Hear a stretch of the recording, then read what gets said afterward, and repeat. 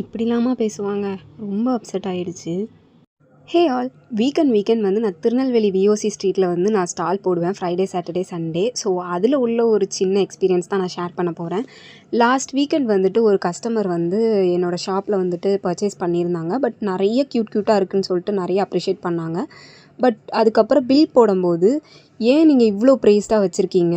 இவ்வளோ குட்டியாக இருக்குது. ஏன் இவ்வளோ ப்ரைஸ்டாக வச்சுருக்கீங்க? இதெல்லாம் சின்ன சின்னதாக உங்களுக்கு கிடைக்க போகுது. இது எல்லாத்தையும் நீங்கள் வந்து ஒரு க்ளூ போட்டு ஒட்டிக்க போகிறீங்க. அதுக்கு ஏன் இவ்வளோ ப்ரைஸ் வைக்கிறீங்க?" அப்படின்னு சொல்லி என்கிட்ட கேட்டாங்க. எனக்கு அந்த இடத்துல டக்குன்னு அஃபண்ட் ஆயிருச்சு. அப்போ நான் வந்து எக்ஸ்ப்ளைன் பண்ணேன், "இது எதுவுமே நான் வெளியில் வாங்குற ப்ராடக்ட்ஸ் கிடையாது. சின்ன சின்ன டீட்டெயில்ஸ் மொதற்கொண்டு நானே ஹேண்ட்மேடாக பண்ணுறது. ஃப்ரம் க்ளே மொதற்கொண்டு நான் வீட்டிலே செய்வேன்." அப்படின்னு சொன்னதுக்கு, "நீங்கள் உங்கள் பேஜ் கொடுங்க. நான் உங்கள் பேஜை பார்த்துட்டு நெக்ஸ்ட் டைம் வரும்போது கூட நான் வாங்கிக்கிறேன்." அப்படின்னு சொன்னாங்க. ஸோ அது வந்து எனக்கு வந்து டக்குன்னு எனக்கு வந்து மூஞ்சி கடிச்சாப்புல ட்ரஸ்ட் இல்லை அப்படிங்கிறது வந்து எனக்கு தெரிஞ்சிச்சு. ஸோ இவங்க வந்து ட்ரஸ்ட் இல்லாமல் என் ப்ராடக்ட்ஸை வாங்கவே வேண்டான்னு தான் எனக்கு தோணுச்சு.